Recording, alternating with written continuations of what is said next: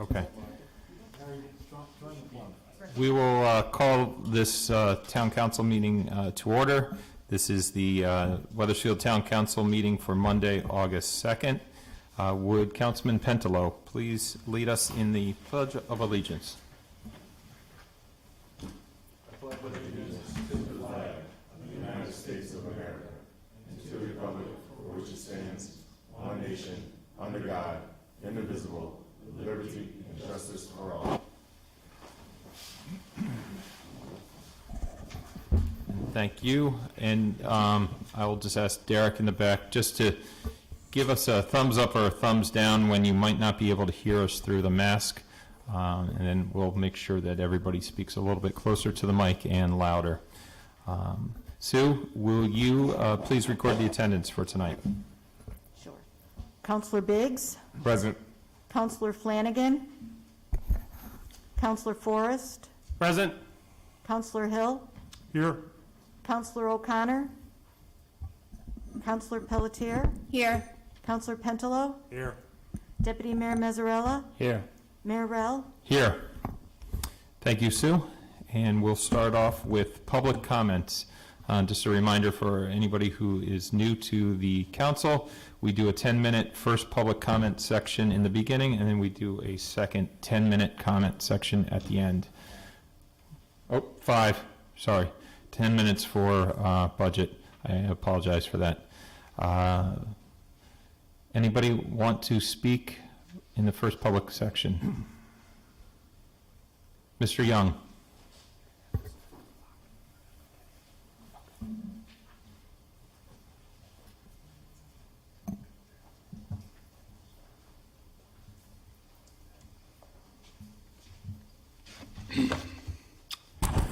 Good evening, Robert Young, 20 Copper Mill Road. I was looking on the internet this afternoon, and I saw an article that said infrastructure bill set to be voted out of Senate this week, New York Times. And in it, it said, the Senate remained in Washington for an unusual weekend session as negotiators and legislative staff haggled over last-minute changes to the 2,702-page bill. The process has been further complicated by a lack of trust between the two parties, as senior lawmakers and their staff work to translate the agreement struck by the White House and a group of bipartisan senators. What caught my eye was the lack of trust between the two parties. I relate that to the town of Weathersfield. The lack of trust of the two parties by a lot of us citizens here. And there's no change. It just goes on and on. You can't talk about bringing items together, people together, when you continue to be the way you are. In this case, the lack of trust, the lack of honesty that comes from this council and from other councils.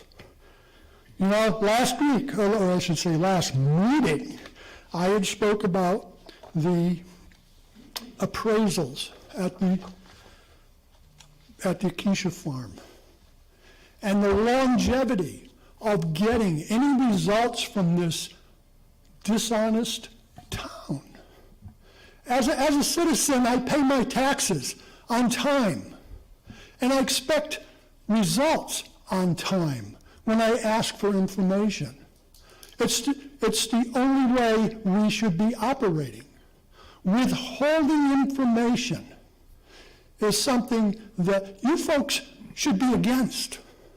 But you're the ones, and your predecessors are the ones who believe holding back information from the public is the way to do business.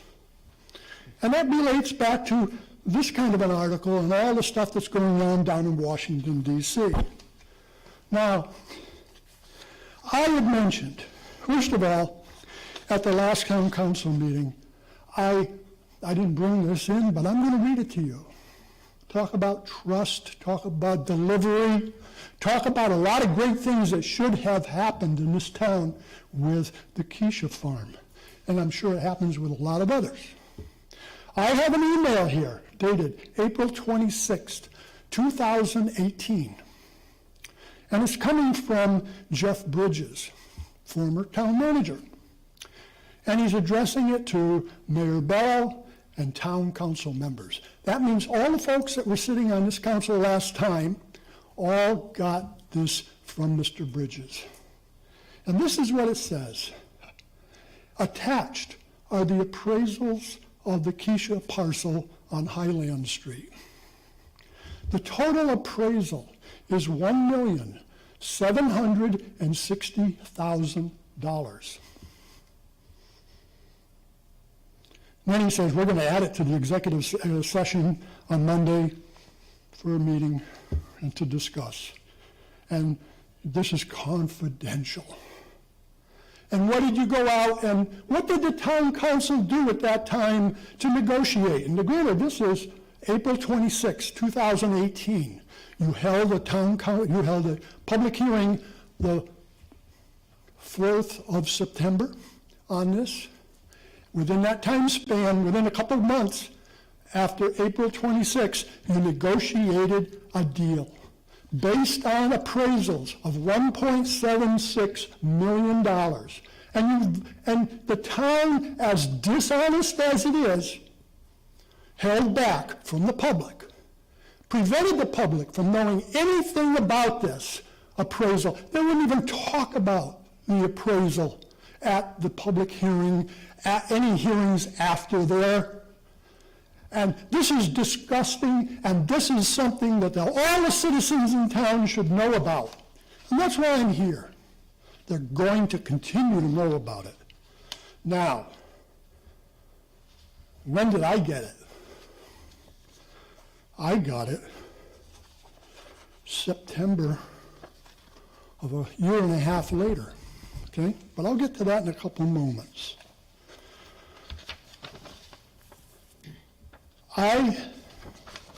The holding up of this council, of that council, of this information, I also get another letter out of the clear blue sky that talks about the interim town manager and the current town attorney and how they did not hold this back with any malice or harm. Harm. We paid $700,000 more than what the appraisal was. And that was harm. Yet here we went into COVID. What are you going to do during COVID? We weren't even meeting, only on television. Mr. Young, And the your thing 5 is, minutes yes, I know the time is moving along, but the fact remains, you folks and the folks before you have failed to deliver any information on this. And I think this is awful. And no wonder, like in Washington, they have so much, what do they call it? Lack of trust. I'll be back. Thank you. thank you, Mr. Young. Anybody else for the first public hearing? Okay, seeing none, we will move on to hearings and ordinances, hearings on ordinances or resolutions. We do not have any. Reports from boards or commission or in commissions. Anybody with a report from a board or commission? Councilwoman Pelletier. I attended the meeting of the Weathersfield Housing Authority on July 12th. They're still having their meetings on Zoom, but as of July 6th, all the staff have returned to working exclusively in person in the office. As many of us have heard on the news, the federal eviction moratorium just expired over the weekend. The state eviction moratorium had expired at the end of June, but rental assistance is still available through the Unite CT program, and a number of tenants from the housing authority who are behind on their rent have benefited from the program, and this is something that obviously any tenant and landlord in the state can benefit from, not just public housing. Also, the Housing Authority plans to apply for the CDBG funds to renovate some of their properties, and that would probably happen in the spring.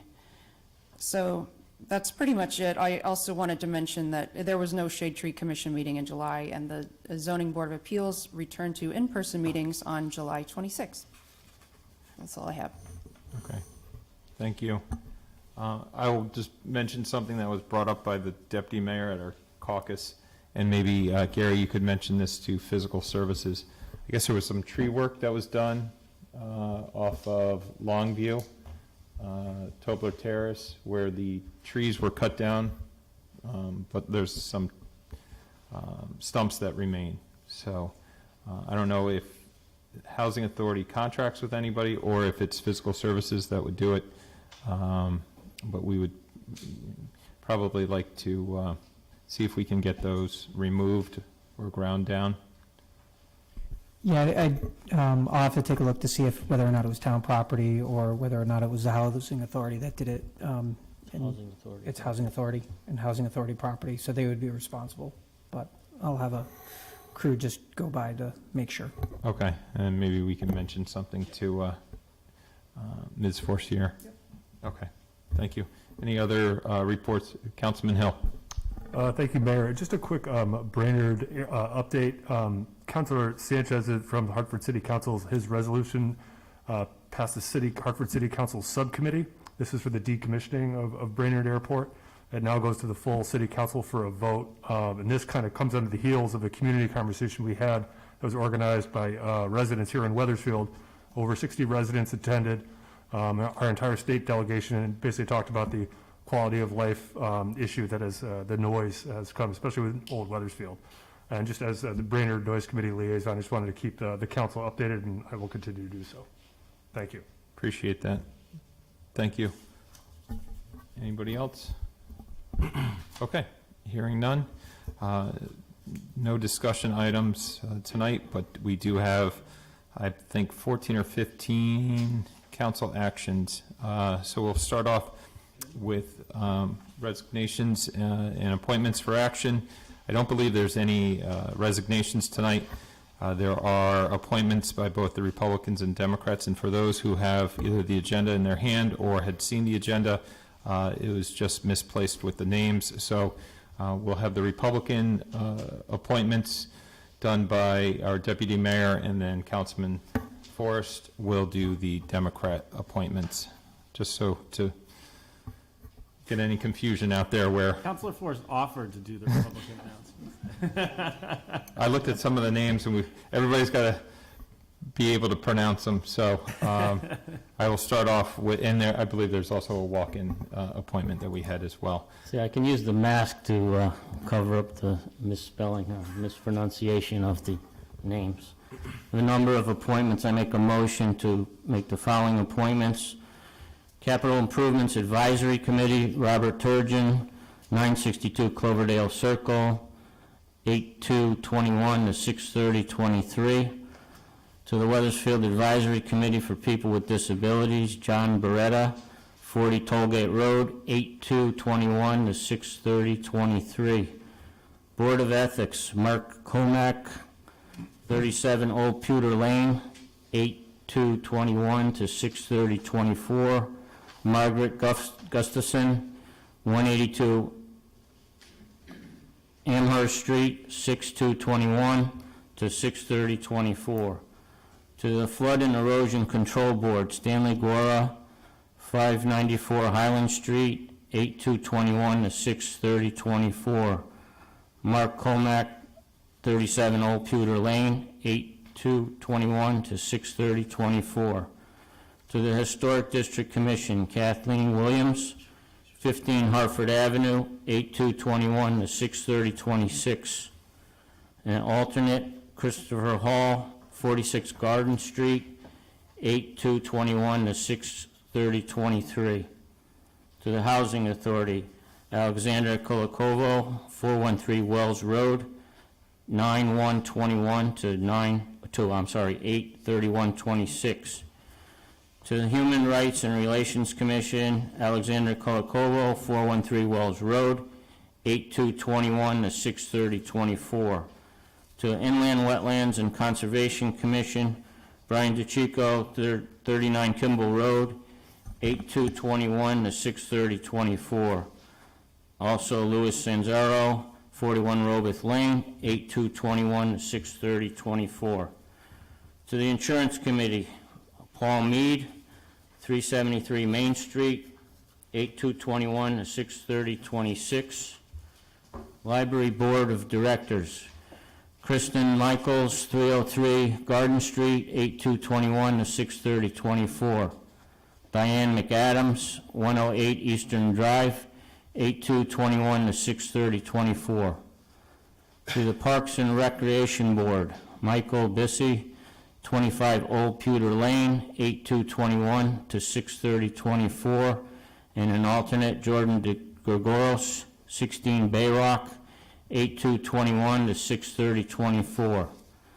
To the Planning and Zoning Commission, George Oikel, 224 Clearfield Road, 8221 to 6/30/24, and Richard Roberts, 15 Lantern Lane, 8221, 6/30/24. To the Senior Citizens Advisory Committee, Henry Hormat, 33 Mill Street, Unit 5, 8221 to 6/30/23. To the Shade Tree Commission, Mark Alpert, 7 Morrison Avenue, 8221, 6/30/24. And also Alex Graver, 90 Westwood Drive, 8221, 6/30/24. Zoning Board of Appeals, James Pelletier, 61 State Street, 8221, 6/30/26. And also Joanne Mueller, London, 27 Kenwood Road, 8221, 6/30/26. And to the Board of Ethics, as an alternate, Thomas Pentelow, 66 Bolter Road, 8221, 6/30/24. That's all I have. Great job. Can I get a motion to accept these appointments? So moved. Second. Motion's been made and seconded in a bipartisan fashion. All those in favor signify by saying aye. Oh, sorry. Before we vote, I just wanted to ask, my husband's being appointed to the ZBA, so I think it might be appropriate for me to abstain, although, you know, it's, obviously it's just for that one name and it's one motion, but I think I'll have to abstain, but go ahead. You Call can for just it. abstain for that one person. Or I can, okay, so just to make it clear then, when Okay. we're voting, that you can go ahead. And I think if there's any zoning board of appeals that would affect the Pelletier property, Mr. yeah. Pelletier would probably recuse himself Yes, as you- well. Of course, of course. Oh, It's a big okay. application. Yeah, Mayor, I'll also recuse myself from my father's position of Board of Ethics, just for that specific vote. Okay. Although I do like the irony of an ethical issue where your father has to do it and you didn't recuse You're making it way yourself. more complicated than it needs to be. Right. I think it's on the record that those will have, in a small town, you know, a lot of family members, there will be recusals when there is a personal conflict. So with that, the motion's been made and seconded. All those in favor of these appointments signify by saying aye. Aye. Opposed, nay. Ayes have it. Appointments carry. And then now for Councilman Forrest. Thank you, Mayor. I move the following appointments. Jonathan Bloom, 24 La Cava Lane, to the Board of Assessment Appeals from 8/2/21 to 6/30/24. David Ombros to the Board of Building Appeals, 119 Farmingdale Road, 8/2/21 to 6/30/26. Michael Grabowski, Capital Improvement Advisory Committee, 46 Westway, 8/2/21 to 6/30/23. Weathersfield Advisory Committee for People with Disabilities, Cindy Jacobs, 71 Sunrise Terrace, 8/2/21 to 6/30/23. Fair Rent, Lindsay Jones, 216 Back Lane, 8/2/21 to 6/30/23. Harvard Brainerd Airport Committee, Cynthia Greenblatt, 35 Broad Street, 8221, 63025. Human Rights and Relations Committee, Carolyn Owen, 32 Belmont Street, 8221 to 63024. Inland Wetlands and Conservation Commission, we have 2 appointments, David Ambrose of 119 Farmingdale Road and Ruth Ann Calabrese, 87 Main Street. That's to fill the Culpa vacancy. Both of those appointments are 8221 to 630. The first one, David Ambrose, is 8221 to 63024, and Ruth Calabrese is from 8221 to 63023.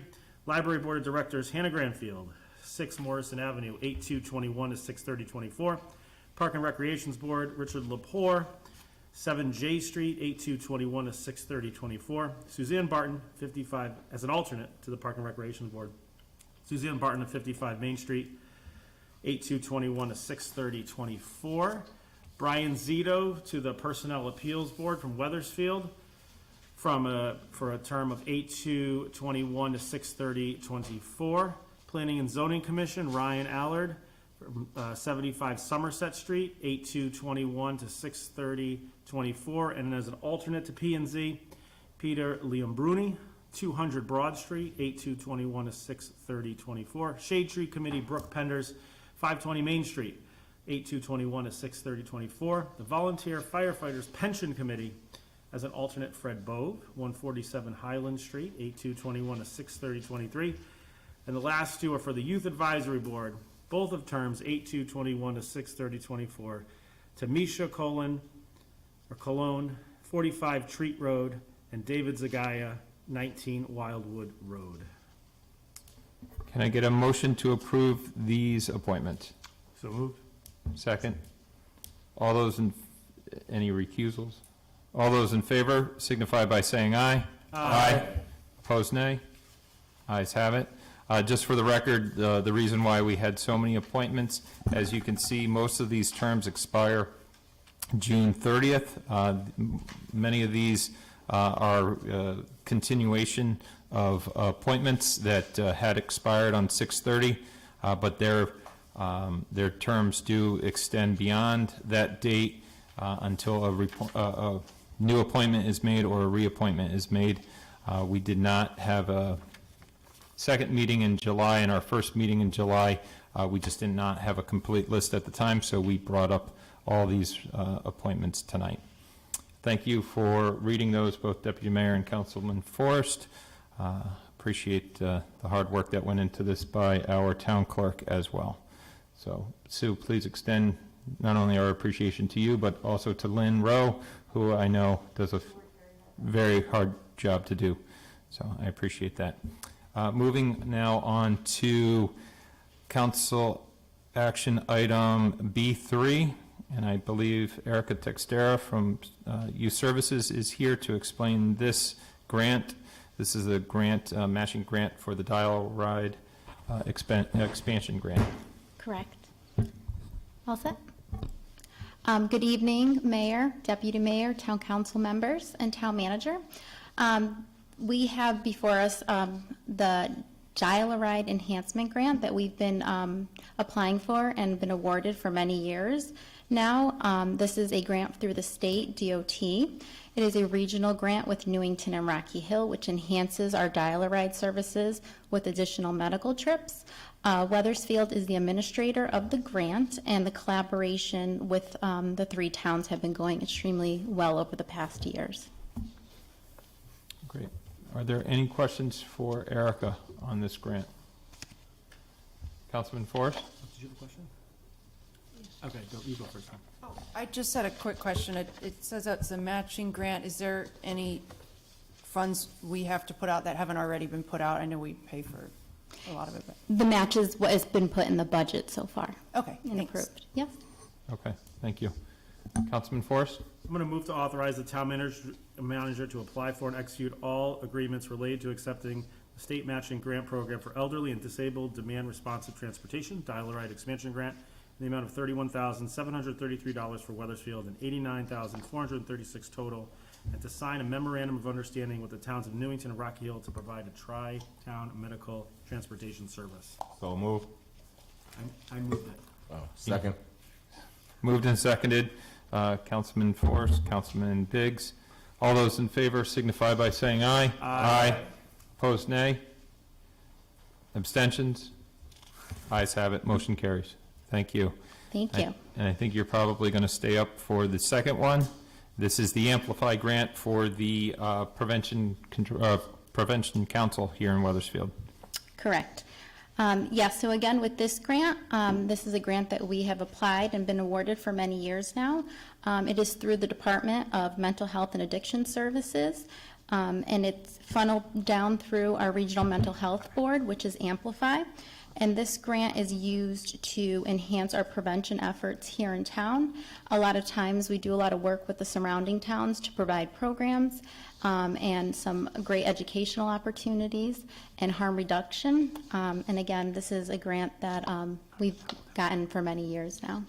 Okay, thank you. Any questions for Erica on this grant at all? Oh. I'll do the same order. Councilwoman Pelletier. I was going to make a motion to authorize the town manager to apply and accept a local prevention council grant to provide prevention programs for the students in Weathersfield in the amount of $5,342. Second. Motion's been made and seconded. All those in favor signify by saying aye. Aye. Opposed, nay. Any abstentions? Motion carries. Thank you. Item B5, again, Erica, the trifecta up here. This is for the Juvenile Justice System, Juvenile Review Board grant. Thank you. This, as well with this grant, this is a grant that we've been able to apply and have been awarded for over 5 years now. The grant is from the state, the Department of Children and Families. This gives us the opportunity to enhance our Juvenile Review Board program that we've held here in town for many, many years now. And most of our efforts with this grant funding goes to continuous case management services to youth and families that have been referred over.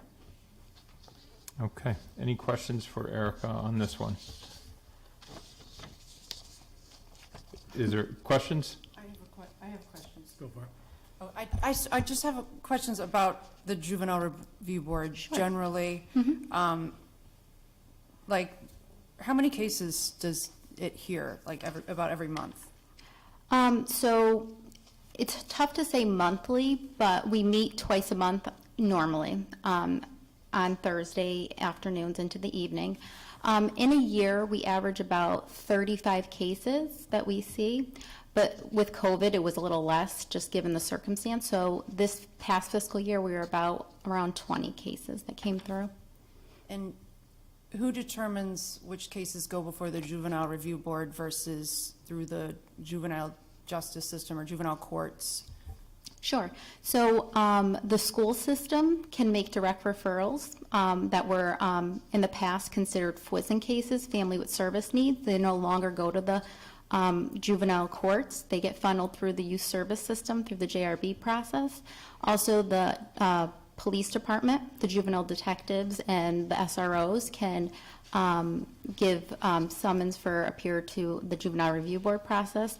And then also the juvenile courts can refer back to us if it's a first-time offense and if they feel that the family and the youth could really benefit from a local community approach. Okay, and I was just curious if you have handled, or the Juvenile Review Board has handled any cases of like juveniles in town stealing from cars and that sort of thing? No, not directly cars. Those typically will get funneled right to the juvenile justice courts. But we really try to make a lot of efforts to kind of help the youth before it gets to that point. So a lot of prevention work is really trying to be put forward so that we're not getting to that point. Yeah. Okay. Any other questions? I just had one question. Looking at our town's Juvenile Review Board, social youth services staff, as well as school staff, which you had mentioned, Yeah. Police officers, both SROs, clergy from here within town, DCF, so state officials, as well as obviously court staff as well. Correct. From the Juvenile Justice Review, or I guess it would be the Judicial Department. Correct, But yes. with a focus on juvenile justice. The SROs, do they play a significant role in this, on this board? Absolutely. So they're constant, and they really can speak to, if the incident occurred either in the middle school or the high school, they can really give us more details. They've already processed stuff out with the youth and the family prior to making the referrals, so it's very beneficial for the board and the youth and the family that comes through. Okay. Thank you. Is there a motion for this approval? I'll make a motion to authorize the town manager to apply for and accept a Department of Children and Families grant of $9,000 for assistance to our Juvenile Review Board. Second. Motion has been made and seconded. All those in favor signify by saying aye. Aye. Opposed, nay. Abstentions? Ayes have it. Motion carries. And I believe it's the final grant for Social and Youth Services. Do see Kathy Bagley back there, but Erica, you're up. Yeah, I promise it's the last one. And this is for the Youth Services Bureau grant within DCF. As you can see in the agenda, this was handled by SDE, or State Department of Ed, in the past, now DCF. Okay. Correct. Thank you again.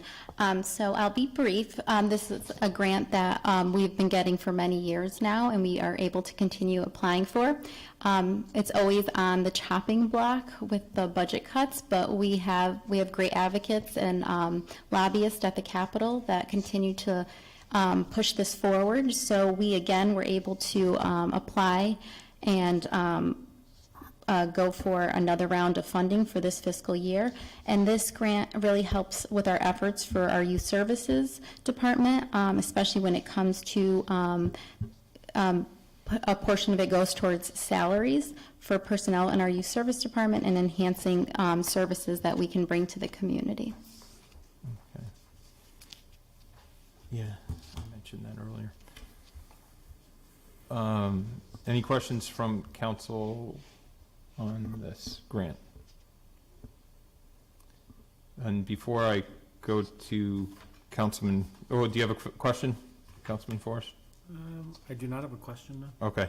I did ask our town manager earlier in the meeting. I believe this motion is a little bit different than our typical motions. This reads more like a resolution or a proclamation or resolution. And you believe it may be because of the way the grant is written? Correct. Occasionally, state and federal government, or depending upon where the funding source is, they'll sometimes request certain language be part of the action required. And it looks to me as if that's this case. Okay. So anybody who had a question for the 3 prior grant applications, this one is a little bit different. So is there a motion for this? I see Councilman Hill. Or, sorry, Councilman Forrest. He's 4 inches taller than I am. I do see him. He's towering over. Sit down, man. Hear ye, hear ye. I move that be it resolved by the town of Weathersfield by the town council of the town of Weathersfield that Gary A. Evans, town manager, is authorized to make, execute, and approve on behalf of the town of Weathersfield a contract between the Department of Children and Families and the town of Weathersfield Department of Social and Youth Services. Said contract shall be in an amount up to $30,764 for contributions to program services within the Youth Services Bureau for fiscal year 2021 to 2022. Second. Motion has been made and seconded. All those in favor signify by saying aye. Aye. Opposed, nay. Ayes have it. Motion carries. And then we will move on. This is council item. Thank you, Erica. Okay. Oh, yeah, sorry. Thank you, Erica. Have I'm a just nice looking. evening. You can stay up for Sally's, though, it's fine, she'll be fine. 4 for 4, Erica, not bad. Right, and we do appreciate the work of not only Erica, but our director, Kathy Bagley, in applying for and receiving these grants. They do help and go a long way for our youth services. So our hats off to not only you, but the entire department for the work that you guys do. So we appreciate it. With that said, Sally Katz, coming up on item B7. This is the Ford F-350 that we had talked about during budget deliberations, and I think it's probably fresh on everybody's mind, as that was only a little over a month ago. Yes, this is the vehicle that is part of our CNEF program that was budgeted for in this fiscal year's budget. This vehicle is used in the wintertime to plow parking lots and smaller cul-de-sacs during the non-winter times. It is a utility vehicle, so it could be used for bringing materials. It's used by the Parks and Grounds departments throughout the parks and landscaping materials, and just as an all-around vehicle that we use throughout the entire year. It is used 12 months out of the year. Okay, thank you. Any questions for Sally? Councilman Biggs. Thank you, Mayor. For the type of disposal we have auctioned, do we have a number that we may be expecting? I know that's kind of up and down, but do you have a ballpark idea? It's very small, because the vehicle that we will be taking offline is a 2006 that is significantly, has a lot of deterioration to it. So maybe a few $1,000s. It might be that the engine could be used for parts in other vehicles. Previously, we've received anywhere from, I don't even want to say a ballpark, but it's actually not a lot of money because of the age and the corrosion of the vehicles, because of the way that the vehicle is used throughout the year. So we don't get a huge amount of money for them.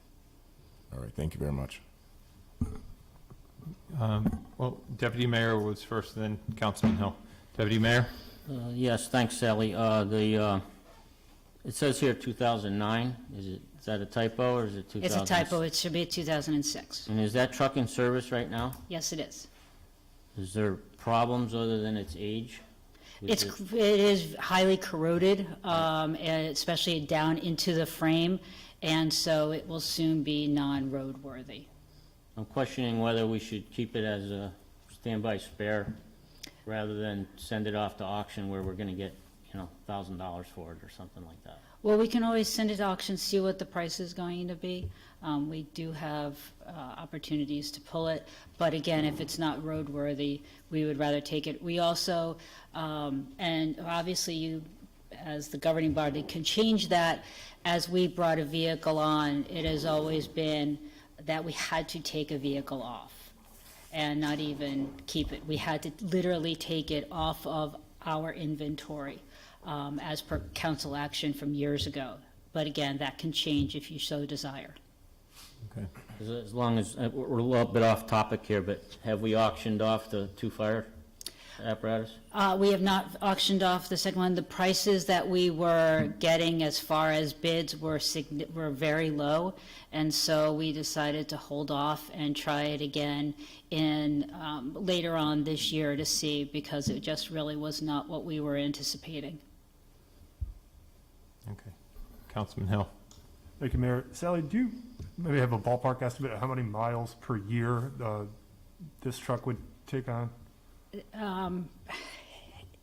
Somewhere, or usually around 10,000 miles. I mean, but it's all local miles. Right. So again, it's hauling materials, it's plowing. If we get a really heavy winter where we're getting snow every week or whatever, then it's literally running throughout town every day. Right, so it's the type of mileage. It's not like the mileage I put on my car on the highway type of thing. Yeah, probably. But they're hard miles. Yep. And in terms of the purchasing, I see there's a state contract here. Yes. Does CROG have any type of apparatus or any type of regional where we could purchase like through them as well? Or can you talk about a little bit more about the state contract? Do we get kind of like isn't it obviously more beneficial to use the state contract than to go out on our own? Just kind of. Well, right now, yes, going off the state contract is more beneficial because you do get better pricing. However, any of the contracts, whether it be through any purchasing collective that you use for any type of vehicles, be it a backhoe or a dump truck or in anything, they are approved vendors. But that doesn't stop you from being susceptible to price increases from the manufacturers. So, for example, on here, it says $40,116. That was the price of this vehicle when we had to submit for CNEF. The price that we got when we requested the latest document that's in this has a $370 difference, which I'm going to take on through my operating budget. But that doesn't mean that in 2 weeks, Ford could put another price increase, but it is still way below what we would get if I walked in and said, I am representing the town of Weathersfield, what's the best price that you can give me, not off the state contract? And I assume that due to like all the supply chain issues, especially with trucks and automobiles, that if we waited a month, 2 months, As it 6 is, months, it would get higher? we're talking 30 weeks. Oh. 30 weeks for a vehicle. Wow. That's what they are anticipating right now. And that is across the board for any vehicles right now that are used commercially or in policing. It is 6 months plus to get vehicles. So so that's also 6 months that we'll have to use this Right. older Yes. truck. So we are short Yep. on time. Got it. I have a fantastic welder on staff, and he has literally been rebuilding one of our Jeeps because of the same situation. And he'll work on this vehicle, and as Councilor Mazzarella, requested, could we keep it in service? If it can be done, our staff can do it. Thank you, I appreciate it. Thank you. Councilman Biggs. Mayor, I just have one more question. Sally, what is the requirement for it to be a 2022? Like, is it required for a contract it has to be a 22? Why can't it be a 21? I feel like there might be a $10,000 difference there if we go back 1 year. Is it a requirement we have to go 22? No, they don't have the 21s. They sell out of them because these are not vehicles that are, readily available on the lot. They place an order to Ford, and there's a basic body, and then they add on to those bodies. But it's whatever year that's available at the time that you're putting in your request. Thank you for explaining. Councilwoman Peltier. Sorry, now I need some clarification. The quote here is for a 2021 that's in stock. Has that already sold, or is that still, hopefully you can still get that truck? Hopefully, we could still get the truck, Okay. but again, we can call tomorrow and it could be gone. Okay, right. No, I understand. I just wanted to clarify that, because I did notice that if we can't get this in stock 2021, then you have to wait the 6 months for the 2022. Right. But, and then not to be a stickler with language, but the motion is to purchase a 2022. Yeah. So I don't know if it should be 2021 or 2022. I think it would be a 2021 or 2022 F-350 with a plow. Yes. And then the amount would be increased from what is mentioned in the proposed action of $40,116 to $40,423.70. Are you making the motion? You can make it, but, well, no, I mean, I didn't officially make the motion because I do have a question. So if we don't get the 2022, and if we don't get the 2021 and we get the 2022, the 2022 wouldn't come until next year? No, the 2022, correct. It will come the next calendar year, but before the next fiscal year. Okay. And I guess my question would be, then, is the existing 2006 F-350 roadworthy enough to be able to handle snowstorms? Because We are trying. we would use that as a plow truck until delivery of this Correct, to be determined year F-350. correct. Okay. Make a motion? Yes, any other questions from council? Okay, Mr. Deputy Mayor. I'll make a motion to purchase a 2021 or 2022 F-350 with a plow per state contract 19SX0161 from Gengris Ford LLC in the amount of $40,423.70, and to remove the related vehicles and equipment that are past their life cycle. Second. A motion has been made and seconded. All those in favor signify by saying aye. Aye. Opposed, nay. Any abstentions? It's very emphatic. Yeah. Motion carries. Thank you, Sally. Thank on you. this. And hopefully we don't need to place a bid for a 2022 iPad at any time soon. Okay. Moving right along to council action item B8. This is the police department grant funding that I believe we've already received the grant, if I'm not mistaken, but we received it after the most recent council meeting, and I'll let our town manager talk about it, and then maybe we can introduce our interim Department of Public Safety Superintendent. Sure. So just quickly, it is true, we've already activated this grant. That's not an uncommon motion, the way the state sometimes awards these grants. We didn't get a chance to go through the normal process, but the amount is for $24,842 through Connecticut Department of Transportation. The intent is to cover 100% of the officers' overtime and benefit for speed enforcement patrol on selected streets. I will say the other day I was driving up the Celestine Highway and they were sitting in a parking lot shooting at me with the laser, and it's one of those things that you're, even though I wrote the form for this, you actually do forget how fast you're going sometimes just going up and down the streets.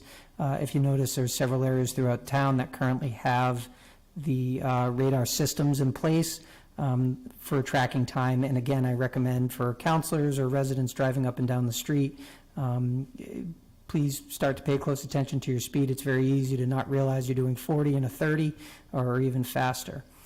So we've been successful with these grants that we've received before, distracted driving, and this one also now for speed and aggressive driving has some great benefits. With that being said, I'll invite Police Superintendent Thomas Davern to the podium for if he wants to do quick introductions. And I thank him for coming in, and not only tonight, but also to help with the police department. Thank you, Mayor, Council, Town Manager. Appreciate you putting your trust in me, and I will strive not to disappoint you. Appreciate that. Any questions for Mr. Davern? Councilman Forrest. We, in town, and welcome, there have been a lot of, certainly our residents talk about speeding on residential streets where we have our houses. But on the north end of town, there's significant concern about high-speed racing on 515, especially between the drag strip where Ridge Road goes over 515. And that's been an ongoing concern for years now. And I think that it also sort of continues past sort of the Hooters area and down on its way into Newington, but mostly between sort of where the Hooters starts and then all the way down to the South State Highway on 515. Will this grant be able to address that particular area where we've had continuous complaints over such a long period of time? Yes, we could use the grant for aggressive driving and moving violations in particular. So this is something that we could target as well. And that's on even though it's a state highway? That's correct. All right. So perhaps just some thought as you sort of figure out, where best to use this, that's an ongoing concern in town, and welcome to town. Thank you. Any other questions? Okay, and I will say, Mr. Davern, you are a officer in the patrolman in the state police. You've worked your way up through the ranks in the state police, so I believe you have a relationship with the state police, having retired as colonel from the department. That's correct, sir. And I think maybe, I think we can entrust him to have those conversations with our state police for to coincide with our patrol of the, Berlin Turnpike, not, like you said, so far beyond where it turns commercial, but that quote-unquote drag strip from where the Silestein Highway intersects, and I guess it would be going south. We've heard, and I'm sure everybody on this council has heard those complaints and the loud noises. So any help you can get from the state police to work in conjunction with our local police would definitely be beneficial to start controlling some of that speed and aggressive driving down that particular stretch. So, thank you. Thank you. Okay. No further question. Oh, Yeah, sure. oh yeah. No further questions. Is there a motion? Yeah, Mayor, I'll motion to accept the fiscal year 2021 speed and aggressive driving enforcement plan. Second. Thank you. Motion's been made and seconded. All those in favor signify by saying aye. Aye. Opposed, nay. No abstentions. Ayes have it. Motion carries. Item B9, this is from our Engineering and Planning and Economic Development. I did see Peter Gillespie walk in. This is for the final acceptance of the Whippoorwill Way and Old Reservoir roads. That development has been going on for the last couple of years. Construction has been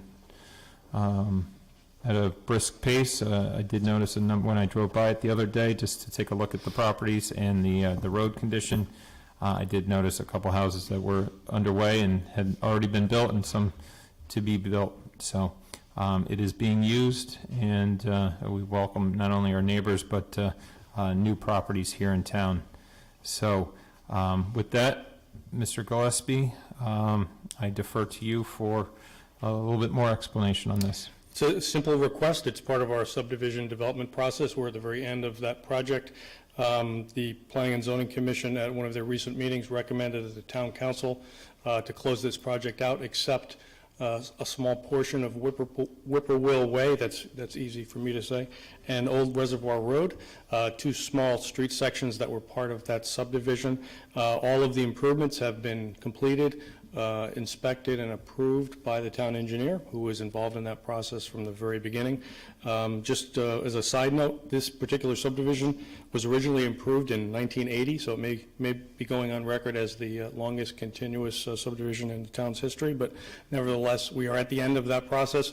The developer is with us tonight if there are questions, so Mr. Paul Usello is with us, and his legal representative, Peter Alter, if there are any other questions that you might have that I am not capable of answering. But nevertheless, it's a request to ultimately accept these two small street sections into the official town road network. So that is the request that the Planning and Zoning Commission has recommended and is asking you to do that. Okay. Any questions for Mr. Gillespie, Mr. Usello, or his counsel?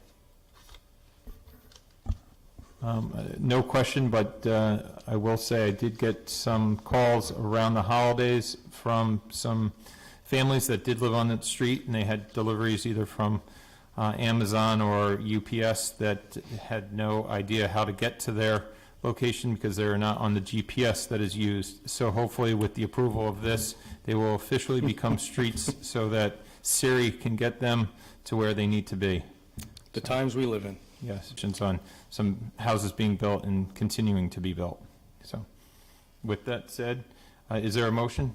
Yeah, I'll make a motion for the acceptance of portions of Whippoorwill Way and Old Reservoir Roads into the town street system as detailed in the as-built plans prepared by Close, Jensen, and Miller. Second.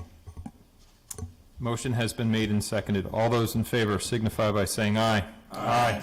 Opposed, nay. Ayes have it. Motion carries. This is a long one, so for those on iPads or in your documents, scroll down to now item B10, if I'm not mistaken. Let me just get to it. Bear with me 1 second. This is the library board. This is, or not, excuse me, library non-supervisors collective bargaining agreement. I believe we've been briefed on this, and I will defer to our town manager for further explanation on this. Thank you, Mayor, and to the town council as well. This was in front of you as an executive session item previously to discuss where the town was going in terms of negotiation, both with the library non-supervisors as well as the library supervisors' contracts. So while you'll be voting on two different contracts, I'll give you the shortened version included in the memo, which does apply to both the non-supervisors as well as the supervisors union. I'd like to thank both teams, the town side, represented by Claudia Tata, who is our new HR manager, as well as Ken Plum, the town labor attorney who's not available, and Brooke Berry from the library, and the library union side, for CILU number 81-4082, which is local 222, as well as the non-sups, which is, I'm sorry, that was the non-supervisors, as well as the supervisors local 222, all part of the same. So uniquely enough, we actually negotiated these as, for lack of a better term, a package deal. And the high points are that, similar to the three previous contracts that this council approved, we kept the gross wage increases to about 4.5% over 3 years, with increases on the employees component in terms of they're paying more towards pension contribution, to other post-employment benefit contributions. They do have an increase in their 401A contribution, which means the town does pay an increased share as well. The spirit and intent of what we tried to achieve does hold the line on the costs of this contract over 3 years to be equal to $95,199, which is a fair and reasonable, in my summation, a fair and reasonable dollar amount for the town to continue to provide those services. Other items of interest that we were consistent with a number of years ago, the Supreme Court, what we refer to respectfully as the Janus decision, came into play, so we did make amendments to the contract to include those changes that came through regarding unions and the activity of unions within the confines of the town. There were some adjustments to the working hours, recall provisions. We are looking into a dependent care assistance plan, which shouldn't cost taxpayers any money, but essentially it creates a tax benefit to employees specifically within this union at this point who might have to pay dependent care assistance for work with dependent care. So it does provide a benefit to the employee at no cost to the taxpayer. And any other questions, I'm happy to answer to the best of my abilities. Okay, Mr. Deputy Mayor. Just one, do we know approximately how many people are in this 4082 group? Just looking to see if I have that number. I don't have the total number for you. No, I don't. I can try to get it for you if you'd like. It's all right. I thought it was somewhere around 15. Does that sound? That sounds right? correct. My original instinct was 16, so we're right around that same number. Okay, I was just trying to look at it, cost per person. Yeah. I think Yeah, I believe it could be 15. Again, my original instinct was to say 16, but I wasn't exactly sure. And unfortunately, all three of my support aren't here, but I do have the ability to reach out to Ken Plum and put him on the phone if That's necessary. okay. Not necessary. Yep. I think it was written in our budget book when we were doing budget presentations from the library. And I seem to recall 16 as well, but there may have been one position that had That might not have been a been filled. vacancy, yeah. Yep. Is that 15 or 16 for just the non-supervisors or for both? That's total. Oh. Okay. Any other questions on this union contract? Oh, Councilman Biggs. I move to ratify the UE Local 222 CILU number 81 TAC 4082 library non-supervisors collective bargaining agreement of covering July 1st, 2021 to June 30th, 2024. Second? Okay, motion's been made and seconded. And this, again, this is the CILU 81-4082. Motion? Okay. Motion's been made and seconded. All those in favor signify by saying aye. Aye. Aye. Opposed, nay. Abstention? Ayes have it. And then we will move on to item B11. I think this goes in tandem with 4082. This is 4081. This is the library supervisors. Just catching a typo, hold on. The supervisor should be The first one was non-supervisors, correct? correct. That's what I stated in the first one. Well, bear with me one second, please. I'm going to verify this.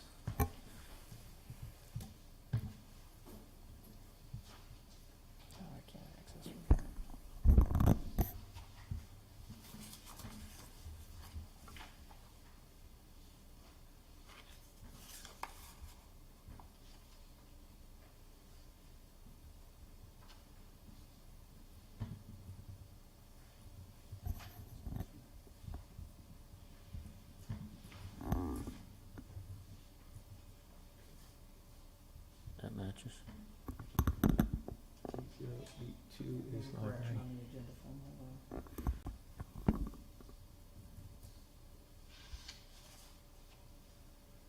Okay, so if I could just make a correction, the non-supervisors union is UE Local 222, CILU 81-4082.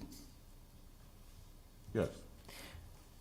The supervisors should be 81-4081. That's Is that what's that's reflecting on the there? agenda. Yep. Okay, It is. I just wanted to make sure Mhm. before you voted on it twice. Okay, so we just voted on 4082, non-supervisors, and then we will move on to item B11, which is the supervisors, 81-4081. And then, Mr. Town Manager, I think what you had said carries over onto this union contract as well, if I'm not mistaken, correct? And then the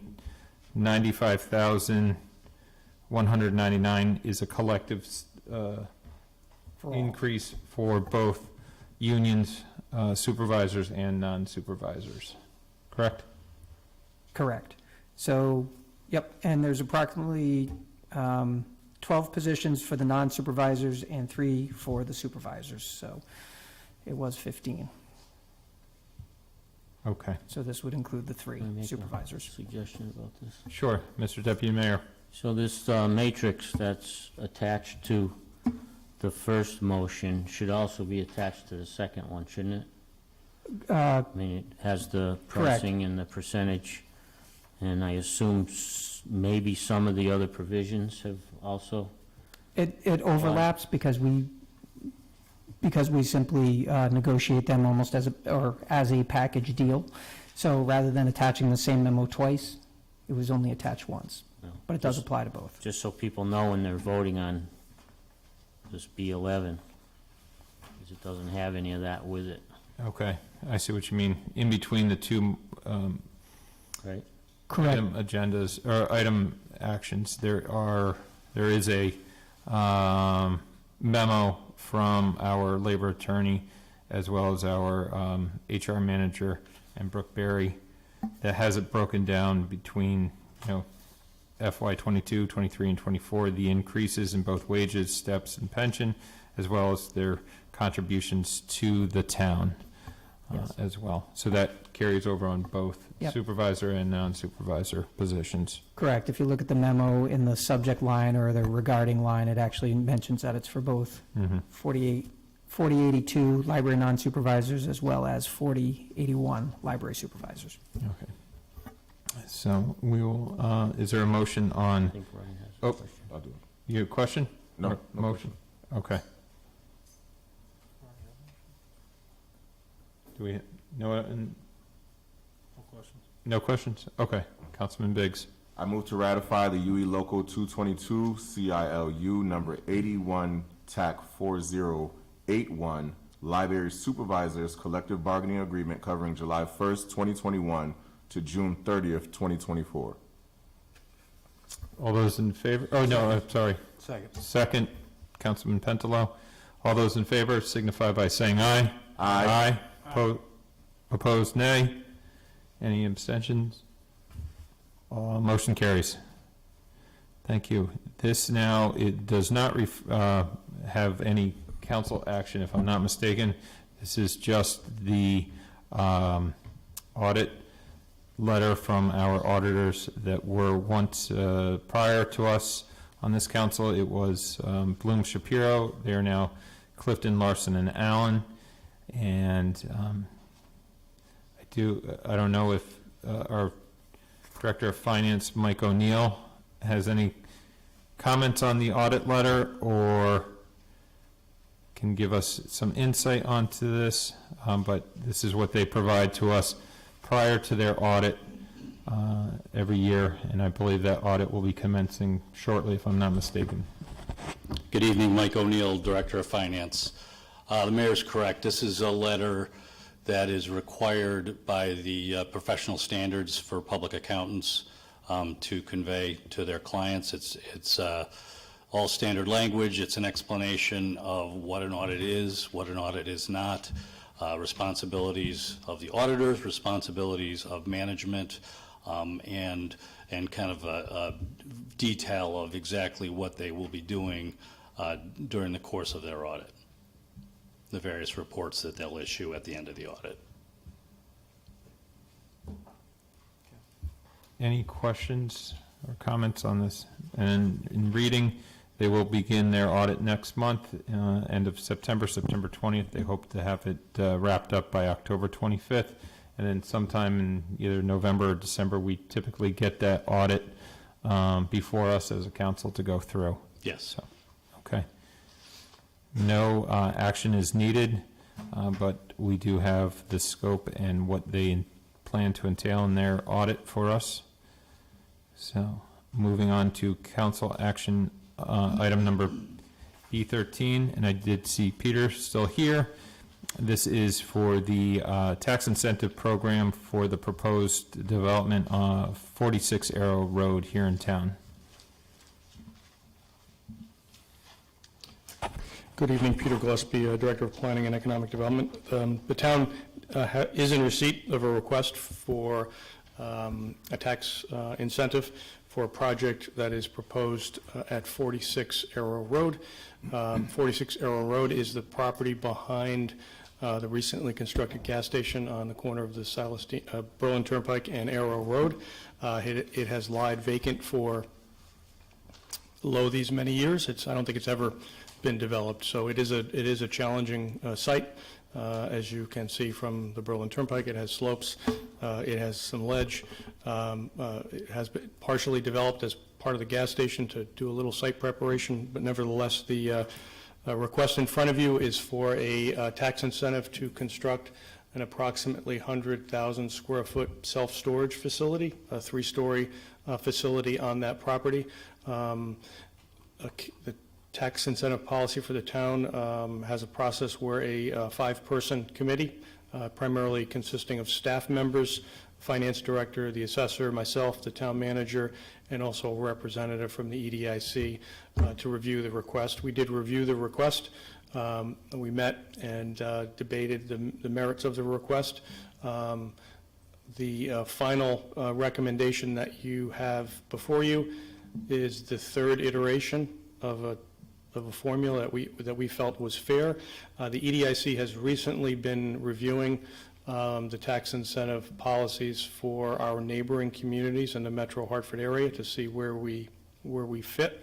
And we believe this particular request that's in front of you tonight is consistent with what we're seeing elsewhere in the region. and is more in line with what we think the town should be offering. The final recommendation is a 5-year tax incentive break. The first year would be 100% abatement, the second year would be 70%, the third year would be 40%, and then the last 2 years would be 20% each of those last 2 years for a total term of 5 years. Over the 5-year term of the tax incentive, the town would realize about $800,000 in tax revenue, but we would also be offsetting that as well to an equivalent amount. So it's about a 50% break for the developer. The original request was much higher.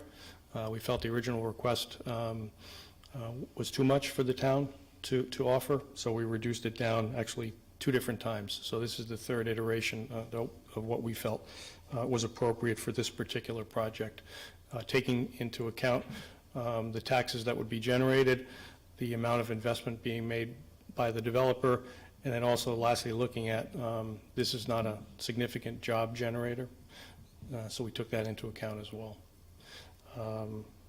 You have a rather lengthy analysis, I think, from the developer's representative. We do have a representative with us tonight if you have questions specifically on that. Mr. Donald Poland from Bartram and Cochran is in the audience with us, so if I can't answer your questions or you have specific questions, I'm sure Mr. Poland would be happy to step up here and answer those for you. Okay, thank you, Peter. Certainly. I'll open the floor to any questions. I do have one question for Mr. Poland. Okay. If that's okay. Sure.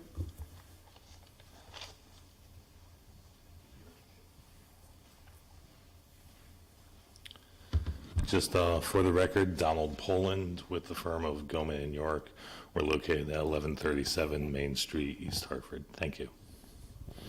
Thanks. This may be an amateur question. First time I've read one of these proposals. It's very detailed. I'm sorry. I'm looking at the fiscal impact proposal, 5-year abatement on page 5, if you have that. Yep. And I don't understand what the general government services line is. It appears that, the way I read it, that's how much it costs the town for that property undeveloped. Is that? Yeah, so general government services is the municipal side of the budget. It's essentially your budget less education spending. So that's how we're defining it. And we use an approach to it based on a study done by CCM and I can't remember if it's New England or American Farmland Trust that did an analysis of land use and the cost to local government. And what it basically found was that 27% of commercial property tax revenue funded the general budget, and the remaining 73% was essentially a fiscal net positive. So to get to this number in this chart, essentially we took the total tax value that we projected would be generated by this property and then backed out 27% of that and allocated it as the cost of government services to that property. Having a little problem understanding how, what government services would be provided to an empty building lot. Correct. So later on in the report, I can't remember what page it is, I go through this in detail. And the existing property pays approximately $5,000 a year in taxes based on a vacant lot. And we determined the 27% is like $1,400 per year. Yeah, the fact is, it's the best number we have. Government services to that property are probably near, I wouldn't say near zero. At the end of the day, someone's filed a deed with the town clerk at some point. Taxes have to be calculated on a yearly basis and issued. So there's administrative cost to it, but is it getting police and fire services? No. Is it, using resources out of Parks and Rec or Public Works? Most likely not. Once it's developed, then yeah, it will acquire more services. So I'd say right now is raw land, it's probably not 27%, it's probably 5 or 10%. And even once developed, I would argue that, especially a self-storage facility, based on the character of the use, wouldn't have the same level of demands on, say, emergency services as, say, just to say a gas station or something would, because of the limited activity that goes on at such a property. So we think 27% is a conservative number. It's a good, decent number based in municipal research in the state of Connecticut, and that's why we use it. Okay. Thank you. You're welcome. Any further questions? Councilman Hill. Thanks, Mayor. I'm not sure if it's a question for you or Mr. Gillespie. It's regarding the actual parcel of land. Mr. Gillespie mentioned due to the slope and kind of the environment surrounding the land, it is difficult to develop there. And now with the gas station there, it's not as if, you're going to get condos or anything like that in front of and behind it. But could you talk about kind of the difficulty and how this kind of matches the profile for this facility? I mean, what else could be built there? I mean, have there been issues in the past where you're prevented from, say, building a restaurant or some other type of development? Yeah, so there's a number of challenges, and I think it starts first and foremost with market, even though the site itself has steep slopes, ledges, and challenges. I do a lot of work in economic development, a lot of work in market analysis, and just for the record, I grew up in Weathersfield on Forest Drive, right near the Berlin Turnpike in that area, so I'm very familiar with this location, and please don't take anything I say as negative. Just the fact that that area of the Berlin Turnpike, I think, has always been a marginal area. It struggles. It has really high traffic volumes, but it has small lots that are shallow in depth and haven't been able to yield the same type of development as maybe other areas of the Berlin Turnpike outside of Weathersfield. So one, we have an area that's already been challenging. In recent years, it's seen some new and good investment, and that's great, and we think this project's going to contribute to that. Number two is you're now one property back off of the Berlin Turnpike, and you don't have that visibility even though you have the really high traffic counts. And I think in the market study, we list out some of the standards for such facilities, and there's a comment about, high traffic counts are very important to these kinds of facilities. So even with our use that we're proposing, we recognize there's still a bit of a weakness. There is solid market demand, though, so we're confident it can overcome that. The fact is, you then add in the site itself and its physical challenges. And to be honest with you, I think Peter's early comments about this property has remained vacant for a long time. I think you said that, and I hope I didn't add words to your mouth. Just that in and of itself kind of says to us, this is a challenging site. And to be honest with you, when our client first approached us and, the idea of coming forth for a tax abatement on a self-storage facility, I was really kind of like, ugh. I was like, what else are the other viable uses here? And to be honest with you, I just don't see any in the current market. It's not a great location, I'd say, for residential. It's not a great location for commercial office. It's definitely not going to support retail service, which is already out on the frontage of the Berlin Turnpike. So I think it's been vacant for a long time for two reasons: market and site conditions. Site conditions kind of make market more challenging because it's more costly to develop. So to be honest with you, I believe this is a really good and viable use for this site, and will be a great investment to that location and draw more activity, off of the Berlin Turnpike and up onto at least Arrow Road. And just making it clear, that doesn't mean it's infringing upon the residential neighborhood condominiums to the north or anything that are much distanced from this location and so forth. So, thank you very much. I appreciate that. Moving forward, and I don't know if this is a question for you, Peter, but in terms of this program, you were talking about how you looked at some other communities and what their programs are.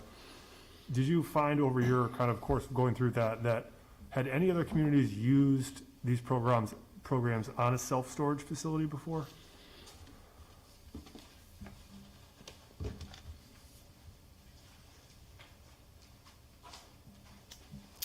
Not in the Metro Hartford area. We had recently had a moratorium on self-storage facilities while we got our new regulations in place. We found some tax incentives offered on the shoreline and some of those shoreline communities, but not in our market up here. I also wanted to point out that there has been a significant interest in building a self-storage facility here in town, primarily on the Silas Deane Highway, which we were somewhat concerned with without having some new regulations in place so that we get a product that we feel blends in with the community. So by building this facility up off of the Berlin Turnpike, we think that will lessen the interest and the demand for another facility to be built on the Silas Deane Highway. So it has that additional benefit that you might not see in the analysis that I think our committee, when we reviewed the proposal, kind of kept that in the back of our mind as well. Thank you, I appreciate that. I mean, I know, like you said, no other Hartford community or Hartford area community has gone through this, but it's nice to know that's, you know, there are some communities on the shoreline have. That's not something I would like to be first in terms of doing, so that does provide a little bit of comfort. So thank you. Certainly. Councilman Biggs? Thank you, Mayor. Question about the space. So behind Bob's Market, is that the same company? The extra space storage behind Bob's Market? I don't know if it's the same company, but it's the same product. It's a different product, however.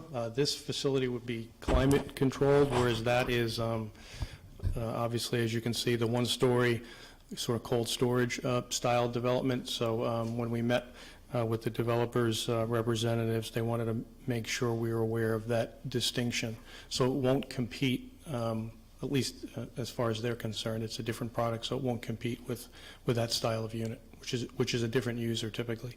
And then as far as we're talking about the market aspect of it, with the other development that's on the end of Silas Deane going into Hartford, what's the effect, like what's the use on that? And is it, I'm sure you did your research on it, but I would hate for a business to come in and build this, multiple story facility, and in 2 years, it's not being used properly. What's the market for that, and do we really see the potential in it?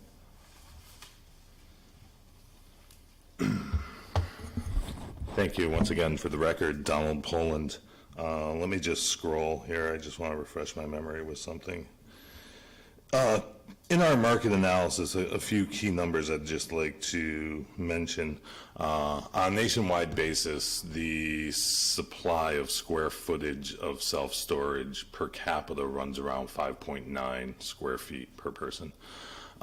In the marketplace, we determined there's only about 4.0 or 4.1. So there's definitely, within the 1, 2, and 3 mile radius markets, there's definitely under supply of storage facilities. Number 2 in that analysis, 2 of the larger storage facilities, or 2 key facilities, are up in the Elmwood section that fall within this radius, and there's another 2 over on the other side of Newington and in New Britain. From a functional market perspective, we feel that those 4 properties are actually non-competitors, even though they're within the distance. When you pull those out of the market additionally, the lack of supply or the need or demand grows increasingly. We looked at specifically the proximate self-storage facility on the Berlin Turnpike and the one on the Silas Deane Highway, especially recognizing that the banner is the same on them.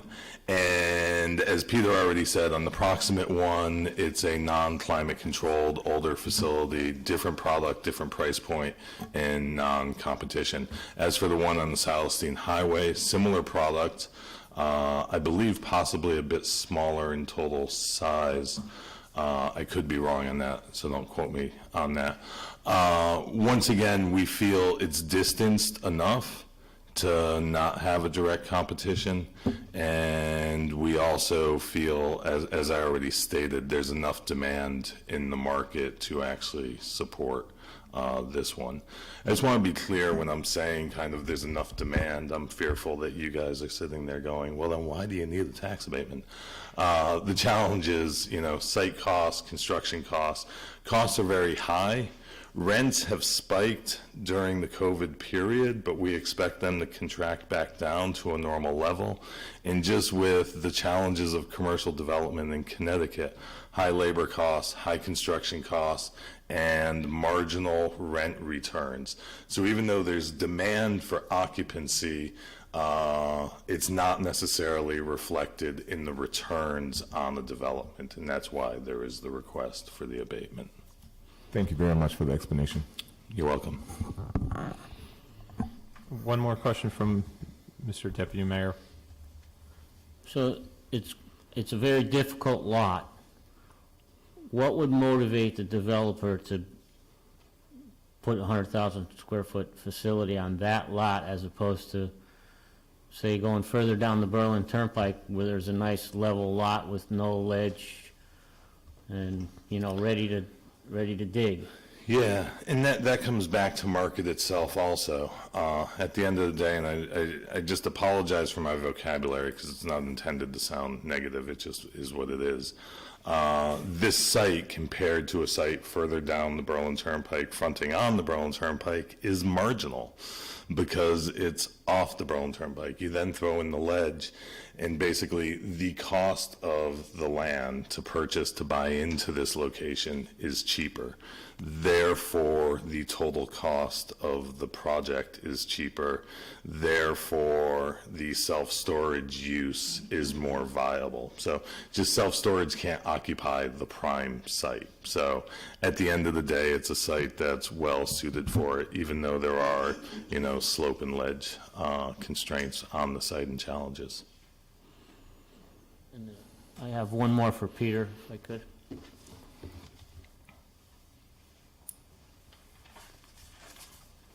I know we're a long ways away from, a planning and zoning type activity, but what about the neighbors? There's been a lot of concern about Arrow Road activities, and this is going to be a prominent structure up on the hill, and have we considered, traffic, noise, 24-hour access, and all those kind of things that could sink the project? So self-storage facilities by their nature are extremely low traffic generators. It would be, typical that there'll be one or two visitors even to a, development of this size with the number of units that it has. So probably one of the lowest traffic generators you could possibly imagine. We did get complaints regarding 61 Arrow Road from some of the neighbors of the condos about truck traffic. Typically, you wouldn't see anything, nearing that concern. They will still have to go through a process with our Design Review Commission and our Planning and Zoning Commission. So we'll take a look at any other noise-related issues. This is climate controlled, so there's a potential concern about the HVAC units, going at, all hours of the night to keep the facility of this size climate controlled. So we'll also take a look at that. But I don't think the concerns are comparable to what the neighbors have experienced with 61 Arrow Road. So I think, there was a previously approved self-storage facility for this site 3-4 years ago. Very little comment concern from that particular residential community when it went through that process. So I don't imagine we would hear that this time around either. Okay, thanks. Sure. Any other questions? Councilman Forrest? Thanks. Mr. Poland, I think I have a couple more for you, so we'll trade off again. I'm looking at the Gorman and York. Who are they? We'll start with that. We are a real estate property advisory firm based in East Hartford. Mike Goman is a former commercial real estate developer, ran Conover Development Corporation for 10-15 years. The other partner in the firm is Tom York, who runs the brokerage side of the firm, commercial real estate brokerage. We have about 20 employees, including myself. We are engaged in brokerage, fee-for-service development consulting, and municipal planning and economic development services. I just want to make clear that I'm not a hired gun for developers. We advise municipalities as much as we advise developers, and we've recently advised West Hartford on their first tax break, tax abatement ever. We've been before your commission on behalf of 2 residential development projects. In the past, we've recently advised Manchester and Bloomfield, who we are economic development consultants for, on tax abatement and redevelopment applications. So we know this from both sides of the table, and we don't play one side of the table. Now, who's going to be the owner of this particular complex when it's done? Safe Store, which is they are our client. They are a Florida-based development corporation that constructs self-storage facilities, and then they ultimately lease those facilities to a banner. So in this case, Is that what I've seen on year 10? Is that why there's a year 10 sale at 15 million? No, that's just the approach. Basically, return on investment for a commercial real estate development is somewhere between a 7 and 9 year horizon of a hold. Connecticut's a bit softer as a market overall, so we typically do a 10-year assumption that the property will be held for 10 years and then sold. That is basically to determine cash flow versus equity of return on the sale at year 10. It's nothing related to the specifics of the client's intents. So it looks like, has this particular company out of Florida done any other projects in Connecticut? Off the top of my head, to be honest with you, I'm not sure. This is the first time we've actually done an assignment with them. And are there any pictures? I have seen some pictures, but they appear to be generic pictures. Are there any pictures of what the site would look like in its constructed state? I believe at the end of the day, there is still a level of site plan approval or design review approval with the town, and no, we don't have those site-specific images at this point. I'm not. I'm certainly aware of a project cash flow when you're building and not deriving any revenue. I see here it looks like you have at most 3 years when I look at the construction loan, the interest paid, and then as it moves over to construction principal on the pro forma. Yep. So it looks like the build time is going to be less than 3 years.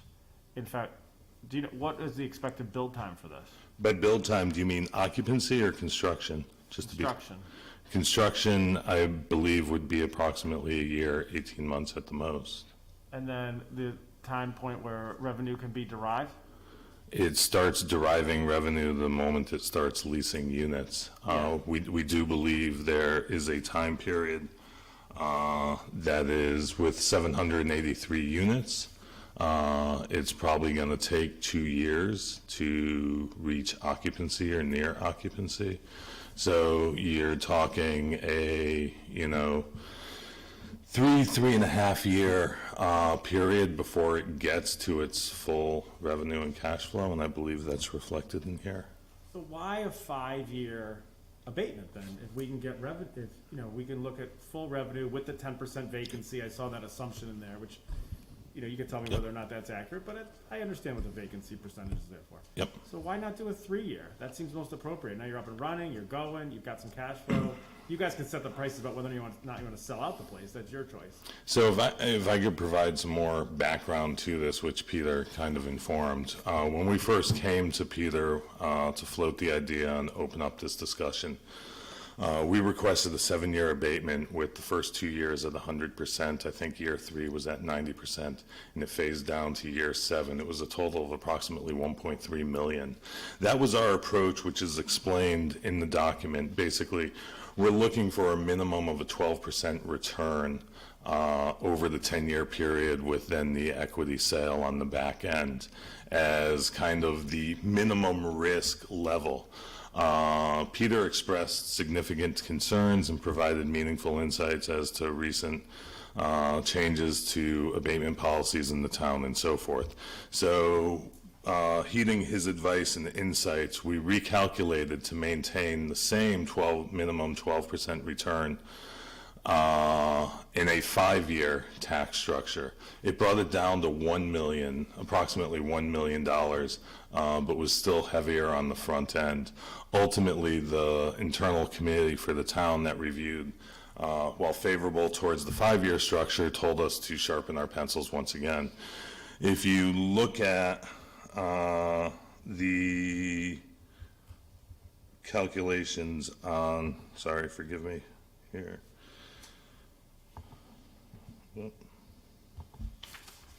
If you look at both pages 22 and 21, we provide the kind of narrative and explanation of those calculations. Ultimately, we're arriving at a place here with the 5-year structure, first year at 100%, and then phasing down to 20% by year 4. We arrive at a place here that we're below the 12% return. If we were advising an purely investor, we would say get out. This company, though, with their expertise, with their knowledge, with their experience, and with their confidence in the marketplace, are willing to take the risk of going below that threshold on this development. So at the end of the day, we're not meeting those thresholds. And if we go back to the Borden property and the Ridge Road property that we assisted developers on with you guys previously, you'll see we use the same methodology, the same approach, and the same analysis of return on investment, which is really the minimum risk standard that we're shooting for. So I thought that we talked about the return on investment being, I thought you said 7 to 9% on this type of facility. And now they're looking, I mean, everyone wants to, I'd love to get that number, you know, you'd want 20%, but why is the risk factor in a strong market with high rates, why does that risk factor have to be so much higher than actually what the market provides as a return on investment? you have to remember that investments in real estate, at the end of the day, any real estate development is simply just an investment tool. And we as investors, whoever we are, you know, you can open up a savings account for 0.02%, right? You can get a money market, or you can get an IRA, or you can a mutual fund, or you can go straight into the stock markets. Everything has its kind of minimum. So some people are willing to invest at a 6% return. Some want to see a 15% return. The fact is, real estate development is high cost, high risk, very time consuming, and very, what am I going to say? Very unknown as to the outcomes, especially with local planning and zoning approvals, and also things like tonight in a request for a tax abatement. The fact is, to go into a deal only expecting a 6% return on a real estate deal is kind of insane. It's just not worth the time, effort, money, and ultimately the risk. You can put your money in a mutual fund and fare just as well with no time, no effort, and almost no risk. So it's not a, you know, it's not a, this is trying to get rich or earn the most profits possible. It's whether or not this thing can be financially feasible and return a reasonable rate of return. I thought you said a reasonable rate of return was 9%, though. I didn't say a reasonable rate was 9%. No, I thought you said that's what the market was returning on these types of properties. I don't believe I said that. Okay. Is it 12% then? Is that the rate of return for these types of property? If you go back to our intro slide on that section, we talk about real estate, the ROI slide, we talk about real estate development must achieve high rates of returns and attracting investors, 12 to 18%. The fact is, there's developers and investors who will not even come to Connecticut or consider Connecticut at 12%. It's just too weak. The fact is, a lot of developers functioning in the greater Hartford market, whether it's self-storage, multifamily residential, or commercial product, are functioning in a world where they're accepting returns in the 9, 10, 11 to 12% range, even though the industry won't even come near it. Because they're experienced, they're local, they're known, they have their group of investors that come in with them all the time, and they've been good at getting projects through the process. For an outside investor coming out of Florida, who can develop anywhere in the country at any moment in time, you know, dipping below a 12% return in a place where they're probably used to 15% returns is very much a stretch. So. But as you said, it's a hyper-local type of economy, right? You don't see the competition, or these people don't see the competition in West Hartford. So they can't just sit there and put something in New Jersey and think like, oh, all of a sudden people are going to take all their self-storage and go to New Jersey and park it. So there is sort of a draw to this type of, 1 mile radius, it appears. Yeah, but I'm pretty confident. I mean, I haven't been able to analyze every, 370 metropolitan markets in the United States, but I'm pretty confident that there's probably hundreds, if not thousands, of markets and site locations that are actually better investments than this location in Connecticut. And that's what we just find across the board in all asset classes. We are a slow growth, job growth and population growth state. We've been stagnant for the past 30 years. It's not easy to develop. That's why tax abatements have become more common, because it's really not easy to achieve viable, financially feasible developments solely in the private marketplace. That's why the 3 Ps, the public-private partnership, has become such a common phrase around here, is that at times, not all the time, but at sometimes, their public participation is required if a development's to move forward. I noticed on page 36, you have a line for other income other than rental. What is the other income that you're anticipating? What page was that again? Sorry. Page 36, I think it's actually the same graph as in a couple different locations. Just talks about your, anticipated units per square footage, the amount of units that you're going to have. But then there's a section for other income, not related to, it looks like storage, but maybe I'm wrong. My guess would be that would be basic supplies. I don't know off the top of the head, but self-storage facilities sell boxes, they sell packaging, bubble wrap and that stuff. I would assume that is the ancillary other incomes generated by the facility. Would it be possible to build it even bigger? Meaning, could we put more density into this location? Could we put more density into this location with this type of a market? Off the top of my head, there's the reactions that I have. My first reaction is actually a turn to Peter and me saying I'm not sure if the site itself can actually be approved for a higher volume, a larger building ultimately. I'm just not confident in that. I didn't have a chance to I didn't think of evaluating the site in the context. What is before you is what the client, the developer, has, conceptualized as a viable project. That being said, as I said, 5.9 square feet of storage space per capita on a national level, 4.0 or 4.1 in the local market. I think we show with this facility being added, it would bump that to 4.2, so it's a marginal increase. So my gut tells me on a market demand side, yes, there probably is additional demand for new climate-controlled, higher quality self-storage product in the 1, 2, and 3 mile radius. My concern for a single site development and my concern that I would raise with a client, this one or other, would be absorption times. The more units you add at once, the longer it's going to take to absorb and occupy, and that would be my biggest concern over the viability of going larger. So, and I would have to assume, we considered absorption, I would have to assume our clients considered absorption in the 783, the 100,000 square feet, 70,000 leasable is what they feel comfortable with on the size. And then just, I'm making an assumption here because I didn't do a zoning evaluation, but a lot of times developments, more times than not, are constrained by what's allowed on the site via zoning than what actually the market could support. So I have to make an assumption that there may be zoning constraints there. Okay. If I could talk to Peter just for a second. Sure.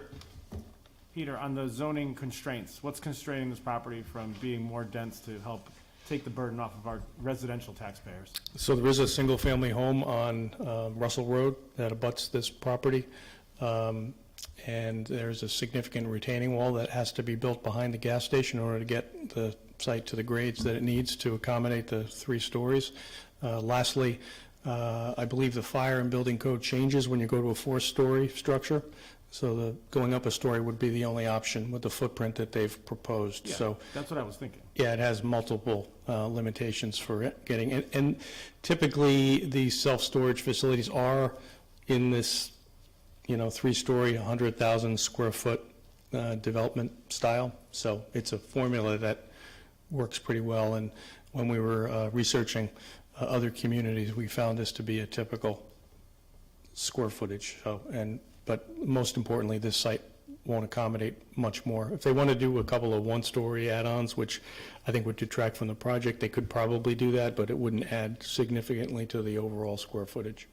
The reasons that you just gave they sounded like differences, but they didn't sound like restrictions. The restrictions, on top of it, they're maximizing they're right up to the building lines from a zoning point of view on the front, side, and rear. So there just isn't additional space. So why couldn't they go higher? It would kick the costs up to a different building and fire code, as I said earlier. When you go to 4- and 5-story, it changes the code requirements, which adds significantly, obviously, the development costs. And we have a 40-foot height limit right there in that zone, so they're pretty much up against it with the 3 stories. So. But the restrictions wouldn't be, the restrictions would just be you'd be using a different code, and they would have to evaluate. No, the zoning code, they can't use a different zoning code for the site that presently exists there. I was talking about the fire code. Oh, okay. But the zoning code. But zoning could give them a variance for a high-density self-storage to use That their would- tax revenue. That would remain to be seen. I never predict what the zoning board of appeals will do in any individual case. So I wouldn't assume that the zoning board of appeals would just, throw the rules out for this particular project. I wasn't assuming, but you were talking about restrictions, like it couldn't be built, like, there's something wrong with the ground or something like that, but that's not true. It couldn't be built and comply with zoning. I mean, that's a premise that you have to go into with an understanding that, here's the site, this is the zoning, you've got to meet the zoning, so. Okay. Thank you. Sure. Thank you, Mayor. No problem.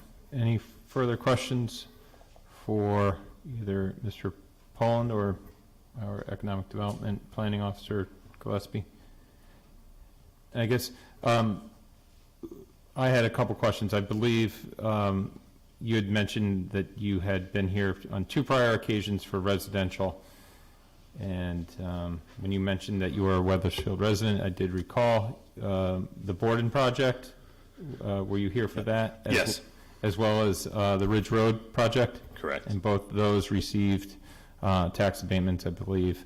One was for 2 years, the other was 7 years. And maybe this is a question for Mr. Gillespie. Are both those properties, residential properties, fully occupied at this point?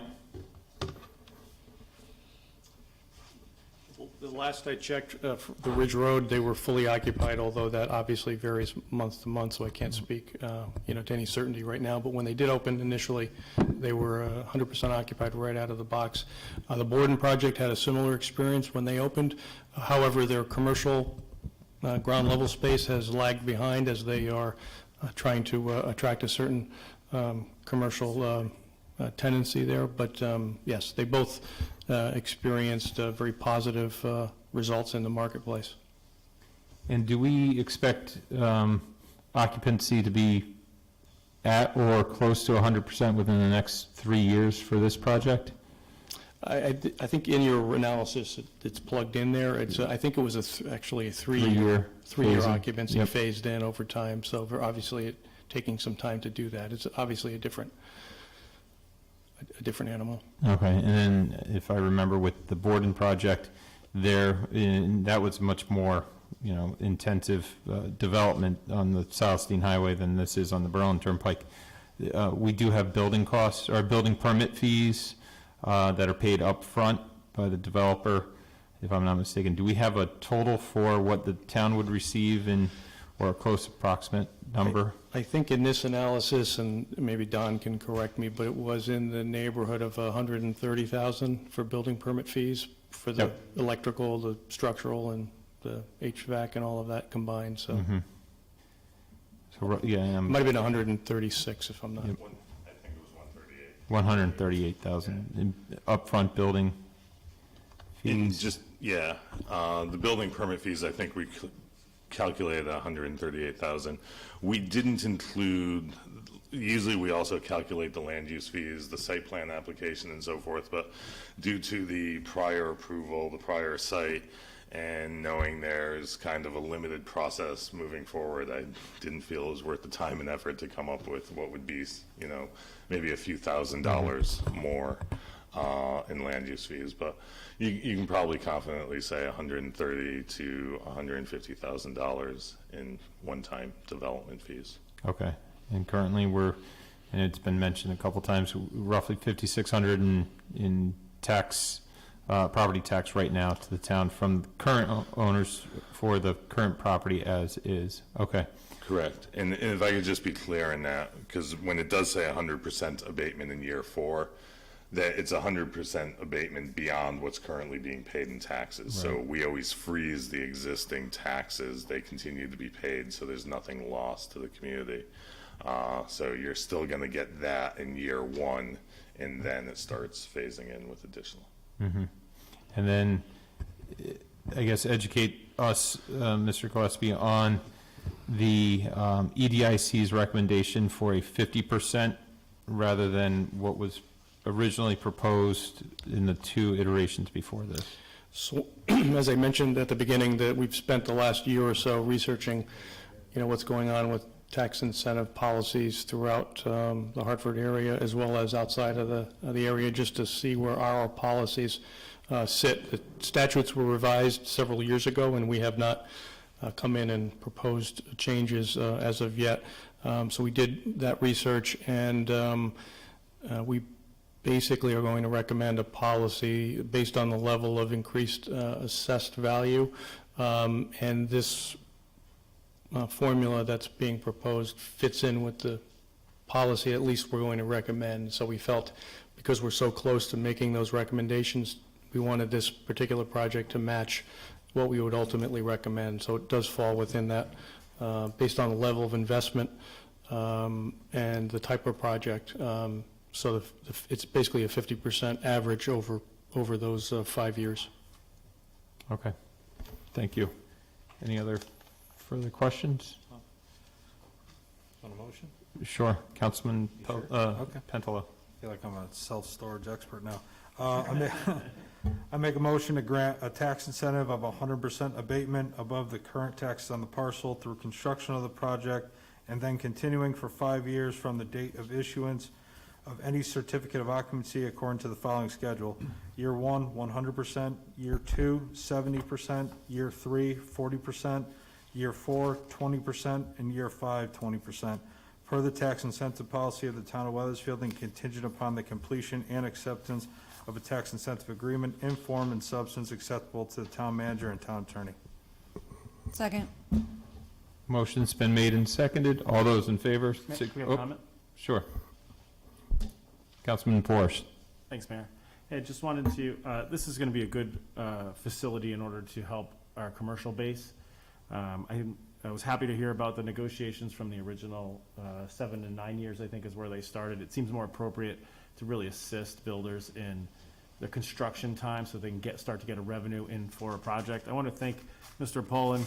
I know that I probably asked some tough questions, but this was the first time that we've sort of heard about all those negotiations and how it pushes back and forth. And as a town, I think to the council, we have to be a little careful with this, that we want to use this as a way in which we can provide the incentive to develop the way we want our town developed. Not necessarily that somebody just comes in and wants to develop and all of a sudden we roll over and say, well, here's a whole bunch of money to do it.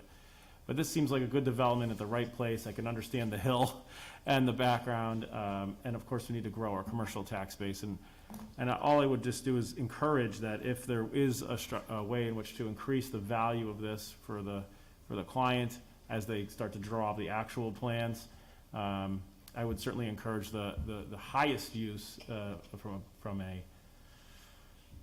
a valuation standpoint of the property so that we can derive more taxes for this particular property. So I'm completely in support of this. I know the 5 years might be a little bit stretched more, but I think in order to get the job done, I'm willing to certainly vote for it, and I think it's a good plan moving forward. And thank you for the information.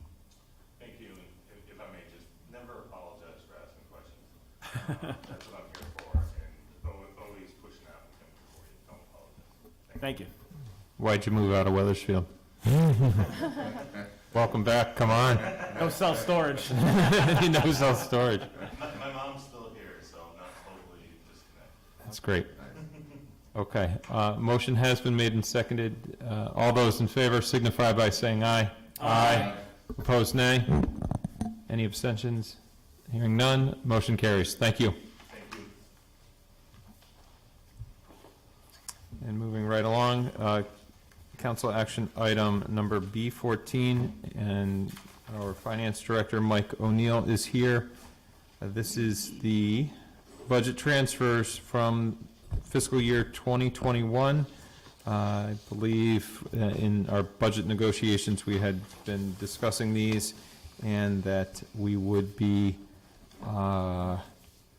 coming to these sometime in August, and here we are. So I'll turn the floor over to you, Mike. Thank you, Mr. Mayor. Mike O'Neill, Director of Finance. The council, under the chamber, or under the charter, has the authority to, anytime after April 1st of the fiscal year, to transfer appropriations from one line to another, a line being the department level. That's the level at which the council appropriates in the general fund budget. So anytime after April 1st, money can be moved and appropriation can be moved from one department to another. And what we've traditionally done and are coming before you to do this evening is just to give you a preliminary report of what my projection is for unexpended funds from the fiscal 21 budget. At this point in time, these are not audited figures. We have pulled a lot of information together. We have a bit more to do to get ready for the audit, which will take place next month. But we do have preliminary numbers, and in the interest of finalizing our numbers for the audit next month, we typically come before you at this time with that information for your consideration. So we've done that, and we've also just put together a proposal for your consideration of some transfers to make and in use of some of the unexpended funds. So I'll speak now from this sheet, which I apologize for the small type, but try to get everything on one sheet. And I'm looking in particular at I've got circled numbers at the head of several columns. The first one, column number 1, is the projected unexpended funds for the year. You can see at the bottom that's $1.3 million. The agenda item before you has a couple of components. The first is what we call reconciliation transfers. That's for departments that were over budget. There were 5 of those, and I'll just run through those quickly. The first one was town manager, and that's over by about $75,000. That's attributable to extensive costs on the labor relations line for attorney's fees. Probate court was over by $437. That is just a function of budgeting based on a preliminary estimate by the probate court and then they send us the bill, and we pay the bill, whatever it may be. So they were a little short on their projection for us. Third item is $1,100 on the tax assessor's line, and that, you may recall last year we had a larger deficit there due to the personal property audits that they conducted.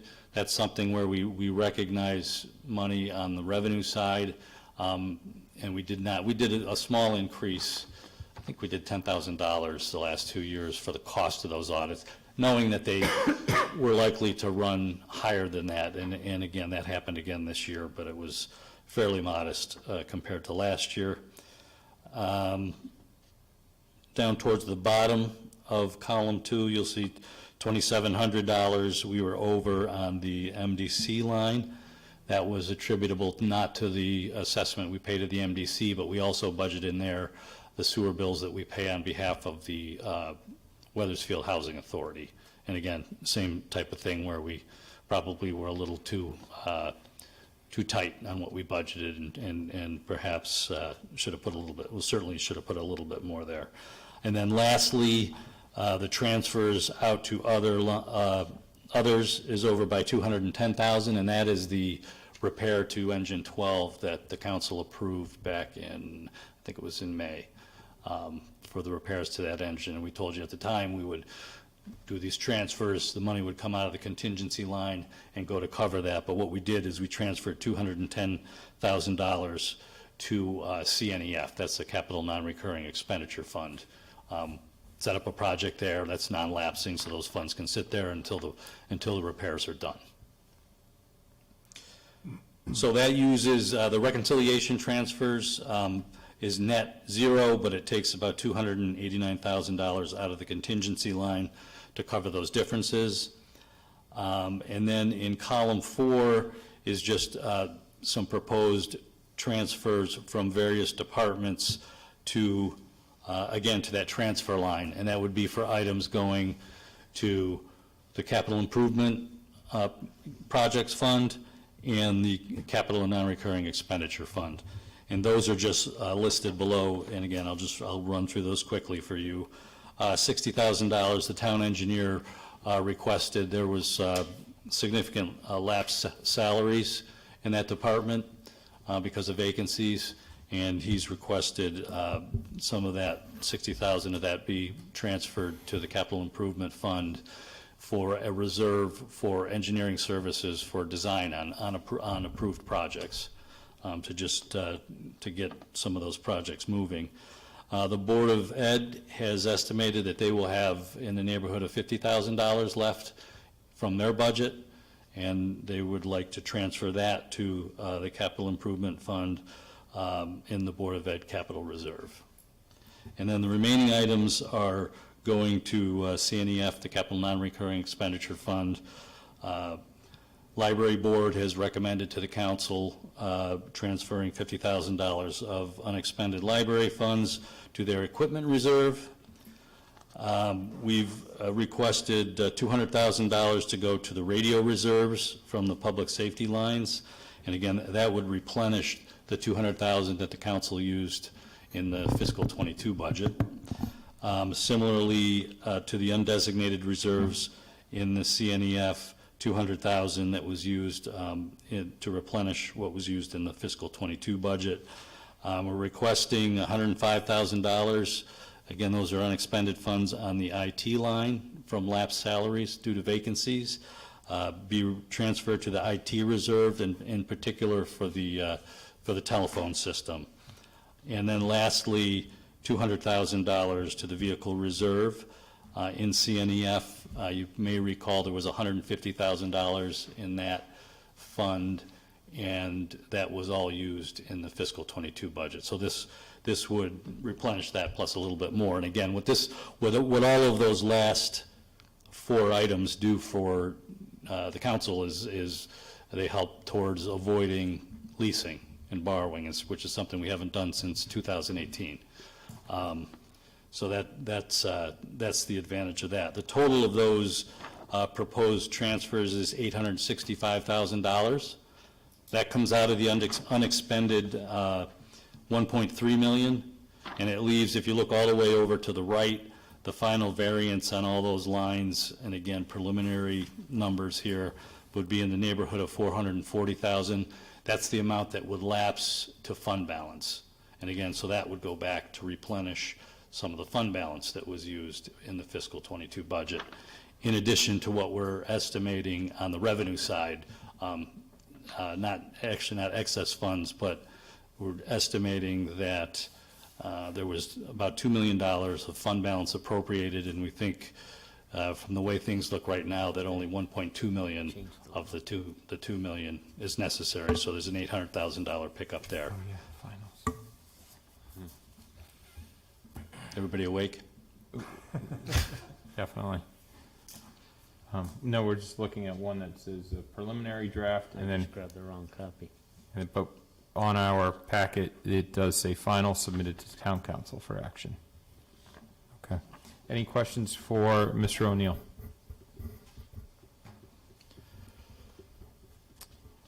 Well, no questions, just, great job with this. Transfers of $865,000 to help offset for next year. I did like what you had mentioned, and having been, on the council in 2018 when we had that decision to not continue on with the lease payments, or leasing, we continue, unfortunately, with lease payments for a while. But the idea that if we were going to buy vehicles or equipment, that we wouldn't lease it, we would purchase it outright, therefore getting it off the credit card. That idea carried forward to this budget with the transfers to CNEF. So again, we will not have to, when we look to replace either the police cars or any kind of rolling fleet, that we would not lease those, we would buy those outright. And then 400 short of 440,000 going back into the fund balance. It's a good idea to keep that above that 10%, 7 to 10% threshold, which is a good number. So obviously we would like to have it more, but with incremental increases, we can continue to build up that unexpended fund balance. So. Yeah, I should mention that, and there's a brief summary up at the top of that page, that the projection does leave you with just slightly over 10% fund balance based on this current year's budget, which is right at the top end of the policy, 7 to 10%. Okay, thank you. Hearing no questions, is there a motion, Mr. Deputy Mayor? I'll make a motion to approve the fiscal year 2021 budget transfers. Second.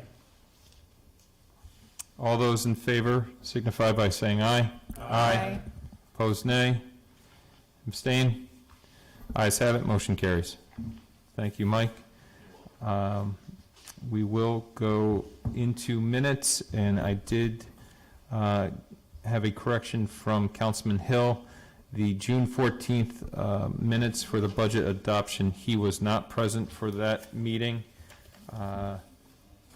So rather than go through and amend the minutes, I would make I don't know if I need a motion to hold approval of the minutes for Monday, June 14th. You don't. If they're not brought to the floor, you can simply skip it. Okay, we'll skip that. And then I would make a motion, well, if everybody's had a chance to read the minutes of June 21st and July 6th, I would then make a motion to approve the minutes of June 21st and July 6th. Second. Motion's been made and seconded. One question. Oh, one question? Did we have a residence letter that we were Oh, supposed to yes, include to the? we do. Is that part of these minutes? Would that be public comment? Public comment, but Is it for today? no. Sue has those, and I guess my question to Sue earlier was, are they included in the minutes? And then do you have a summary of those, of that particular letter that was sent into council? I have a summary that I was going to read tonight, and we could submit that for tonight's minutes. Okay, Oh, okay. yep. Okay. Because It'll be in tonight, or the minutes for tonight's council meeting. So, yes, thank you for bringing that up, Mr. Deputy Mayor. Sue, could you just summarize that emailed correspondence that was brought in, I believe, on the July 6th council meeting? Sure. This is You might need to get a little closer to them. This is a summary from Steve Randall at 35 Beverly Road, and the full letter and photos will be put into tonight's minutes in their entirety, but this is just a summary. Mr. Randall is concerned about the steady deterioration of the forest and meadow areas of Cove Park, and he would like the town to improve its forest management of the area of the Cove's west bank following the guidelines within the Cove Park Management Plan. The areas that are most in need are behind the DMV, the recently cleared Cove Park Overlook area, and the Cove Warehouse, which the Heritage Path traverses all of these. There's many trees and overgrown brush, yard waste, and piles of debris that continue to need to be maintained. And currently, there's over $250,000 in the Cove Park Preservation Fund. Mr. Randall suggests that the council authorizes the contracting of Cove Park funds on an annual basis for the purpose of improving and maintaining Weathersfield Cove Park's landscaping. Thank you, Sue. And I think we will have a conversation with our not only Physical Services Director, Sally Katz, but also with Kathy Bagley from Parks and Rec on those. If we can address some of Mr. Randall's concerns, that would be appreciated. Okay. With that said, we did not vote on approval of the June 21st or July 6th minutes. So motion's been made and seconded, though. And those comments were read in for tonight's minutes. So is there a motion to approve these? Yes. All those in favor signify by saying aye. Aye. Opposed, nay? Ayes have it. Minutes for those two meetings are adopted. Okay. The motion I thought was for June 21st. I don't know if I heard a motion for July 6th. No, you said. Yeah. I think I did. Yep, just those two. Okay, that's on me. Okay. And then we will correct the June 14th one. I'll have that conversation with Sue after. Carrying on with the agenda at hand is public comment. This is one person in the audience, Mr. Young.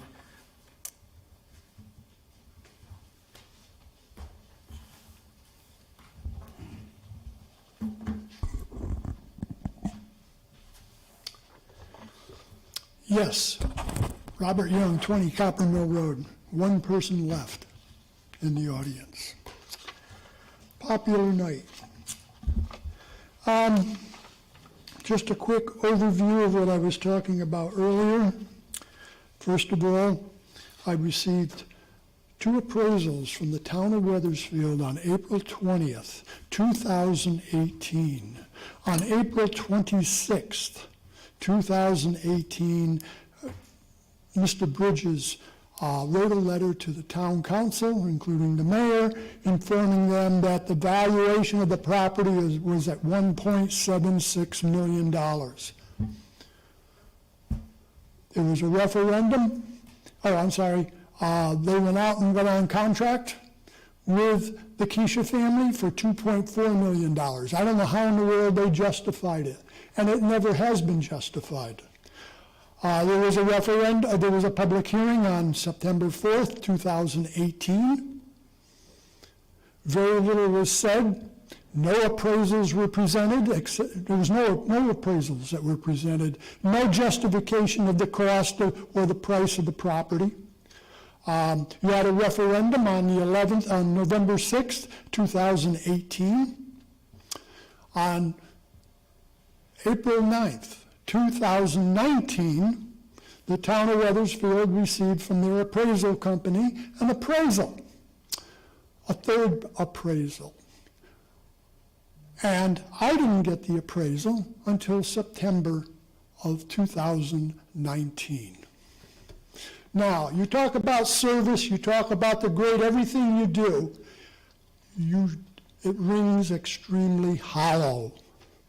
This town stinks. This government stinks. The service stinks. It goes on, Mayor. And you were party to that. Mr. Forrest was the majority leader, was the majority member as well. He's part of that. And if I read correctly in the newspaper, Mr. Ken Lessery wants to join this elite team again now. He was part of that as well. It took forever to get the appraisal for the Keisha farm. It took 10 months after the referendum. 10 months. What the heck, what kind of people do we have that are elected in this town to do such a thing? I call it vengeance, okay? We're going to put vengeance on the list for all the corruption, all the inadequacies that our town council has had, and there's going to be vengeance also mentioned as I continue talking, because that's exactly what the prior council was. And you, like I say, you, Mayor, and Mr. Forrest, and Mr. Lesser, who hopes to come and join you next November, we're part of that. Yet, who cares, right? The taxpayer got screwed horribly on this deal. The town paid over $700,000 over top of the appraisal. I'm not saying the appraisal was the right number, but let me say this. In the appraisal, it talks about a property that was sold on Back Lane. How far is Back Lane from the Keisha farm? A mile? 15 acres sold in 2016 for $640,000. The valuation was $32,000 an acre. In 2016, in 2019 you closed? 2019 you closed and you paid $75,000 an acre. This town is a real mess. I heard tonight. What did I hear tonight? These are benefits for the taxpayer. That is another term. This is benefits for the taxpayers. We save them money. How hollow that rings. It means nothing.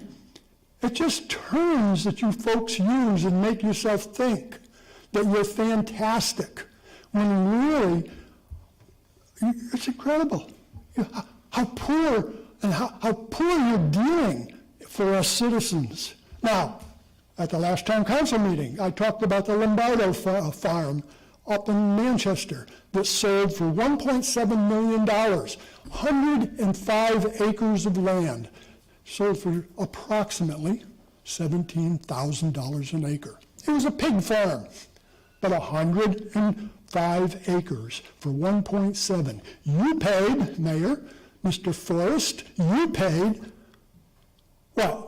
For 32 acres, $2.4 million? In Rocky Hill, right now, there's a piece of property, 12.6 acres, half the size of the Keisha farm. And it's on the market for $400,000. 12.6 acres. Mr. Young? $31,000 an acre, Mr. Mayor. That's right, and you paid, you agreed, you went the whole route and kept quiet. All of those people sitting on that council kept quiet because they knew they could get away with it, and there has never been another word said about it. It continues to be kept quiet. So, yeah, I know my time is up. And you know, I'll be back.